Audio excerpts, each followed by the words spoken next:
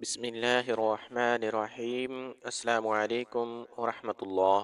سلطان صلاح الدین ایوبی کے پاس ایک آدمی آیا، کہنے لگا کہ میرے بیٹے کے پیٹ میں درد ہے، اس کے پیٹ میں سوئیاں چبھتی ہیں، ایسا لگتا ہے جیسے اندر سے کوئی چیز کاٹ رہی ہو۔ سلطان صلاح الدین ایوبی نے اس آدمی کو کہا کہ میں تو حکیم نہیں، اس کو حکیم کے پاس لے جاؤ تاکہ وہ اس کا علاج کرے۔ اس آدمی نے کہا، حضور میں مصر کے ہر حکیم کے پاس گیا ہوں، اس درد کا ان کے پاس کوئی علاج نہیں۔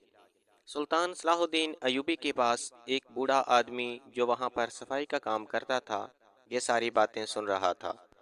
اس نے سلطان صلاح الدین ایوبی کو کہا، میں اس لڑکے کا علاج کر سکتا ہوں۔ سلطان صلاح الدین ایوبی نے اسے کہا کہ چلو تم بھی کوشش کر لو، ہو سکتا ہے تمہارے علاج سے یہ لڑکا صحت یاب ہو جائے۔ بزرگ نے سلطان صلاح الدین ایوبی کو کہا کہ مجھے اونٹ کی گردن کے گوشت کی ایک چھوٹی سی بوٹی اور ایک مضبوط دھاگا چاہیے۔ جتنے بھی لوگ وہاں کھڑے تھے حیران ہو گئے۔ دوستو، یہ واقعہ ہے مصر کے ایک گاؤں کا جس کا نام تاجان تھا۔ اس گاؤں میں سفیل نامی ایک شخص رہتا تھا جو کہ ایک چھوٹا سا تاجر تھا۔ اس کے پاس 5 کالے رنگ کے اونٹ تھے۔ وہ مصر کی منڈی سے اناج خرید کر فلسطین کی منڈی میں بیچتا تھا۔ اس کا ایک بیٹا اور 4 بیٹیاں تھیں۔ اس کا بیٹا بہت خوبصورت تھا۔ اس کے کردار کی بات کی جائے تو وہ بہت ہی شریف صفت انسان تھا۔ محلے میں سفیل کے بیٹے کی تعریف کی جاتی اور اس کے کردار کی لوگ مثالیں دیتے۔ وہ اپنے باپ سفیل کے ساتھ تجارت کے لیے جاتا۔ سفیل اپنے بیٹے کو جیب خرچ دیتا تو وہ اسے محلے کے غریب بچوں میں بانٹ دیتا۔ ایسا ہی وقت گزرتا رہا۔ ایک دن اچانک اس کے معدے میں درد شروع ہو گئی۔ درد اتنا شدید تھا کہ اسے برداشت نہیں ہو رہا تھا۔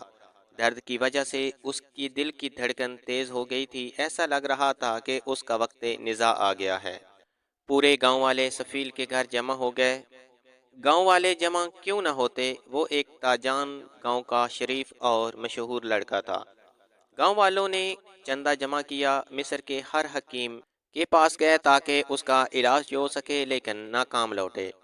ایک شخص نے گاؤں والوں کو مشورہ دیا کہ ہمیں ایک دفعہ سلطان صلاح الدین ایوبی کے پاس جانا چاہیے، ہو سکتا ہے وہ ہمیں کوئی حکیم بتا دیں۔ سفیل اور کچھ گاؤں کے لوگ لڑکے کو سلطان صلاح الدین ایوبی کے پاس لے گئے۔ انہوں نے ساری بات سلطان صلاح الدین ایوبی کو بتائی۔ سلطان صلاح الدین ایوبی نے شاہی حکیم بلایا، اسے کہا کہ اس لڑکے کا معائنہ کرو۔ حکیم نے معائنہ کرنے کے بعد کہا کہ حضور اس کا میرے پاس کوئی علاج نہیں۔ جیسے ہی حکیم صاحب نے کہا کہ اس کا میرے پاس کوئی علاج نہیں، سفیل نا امید ہو کر سر نیچے کر کے سوچنے لگا۔ اتنے میں پاس کھڑا ایک بزرگ بولا، حضور اگر اجازت ہو تو میں اس کا علاج کروں۔ سلطان صلاح الدین ایوبی نے کہا، اتنے میں پاس کھڑا ایک بزرگ بولا، حضور اگر اجازت ہو تو میں اس کا علاج کروں۔ سلطان صلاح الدین ایوبی نے کہا، بابا جی آپ تو یہاں صفائی کا کام کرتے ہیں، حکمت کے بارے میں آپ کیسے جانتے ہو؟ اس بزرگ نے جواب دیا کہ پہلے ایسے ایک مریض کا علاج کر چکا ہوں۔ سلطان صلاح الدین ایوبی نے کہا کہ اچھا، اگر ایسی بات ہے تو اس کا علاج کرو۔ بزرگ نے حاضرین محفل کو بتایا کہ اس کے بیٹے کو بھی یہی مرض تھا۔ کسی حکیم کو اس کا علاج سمجھ نہیں آ رہا تھا۔ میں نے اس کا علاج کیا تو وہ ٹھیک ہو گیا۔ میرا بیٹا شمس جو کہ سلطان صلاح الدین ایوبی کی فوج کا ایک اہم سپاہی تھا، اس کا میں نے علاج کیا تھا۔ وہ اس درد کی وجہ سے تو نہ مرا، لیکن شہادت کا جام پی کر مرا تھا۔ بزرگ نے سلطان صلاح الدین ایوبی کو کہا کہ حضور اونٹ کی گردن کی گوشت کی ایک چھوٹی سی بوٹی اور ایک مضبوط دھاگا مجھے لا کر دو، میں اس کا علاج بوٹی اور دھاگے کے ساتھ کروں۔ حاضرین محفل یہ سن کر حیران و پریشان ہو گئے کہ آخر بوٹی اور دھاگے کے ساتھ علاج کیسے ممکن ہے۔ تھوڑی دیر کے بعد بوٹی اور دھاگا حاضر کیا گیا۔ جیسے گردن کی بوٹی اور مضبوط دھاگا اس بزرگ کے ہاتھ میں آیا تو سب لوگ خاموش ہو گئے، جیسے یہاں پر کوئی شخص موجود نہیں تھا۔ بزرگ نے دھاگے کو سوئی کی مدد سے بوٹی کے ساتھ باندھ کر اس لڑکے کو کہا کہ اس بوٹی کو نگل جاؤ۔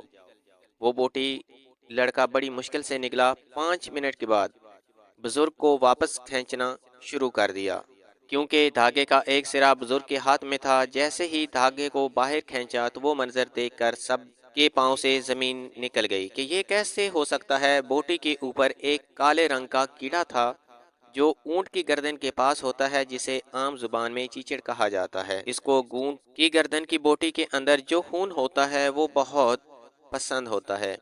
یہ کیڑا کہیں سفیل کے پیٹ میں اس وقت گیا ہوگا جب اس نے اپنے اونٹوں کے ساتھ آرام کیا ہوگا۔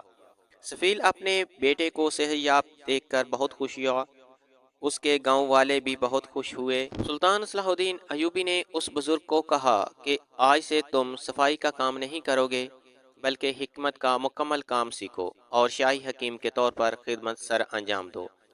اس بزرگ نے رات دن ایک کر کے حکمت کا سارا کام سیکھ لیا اور عزت کی نوکری کرنے لگا۔ کل حاضر ہوتے ہیں ایک نئی ویڈیو کے ساتھ، تب تک اجازت دیجیے، اللہ حافظ۔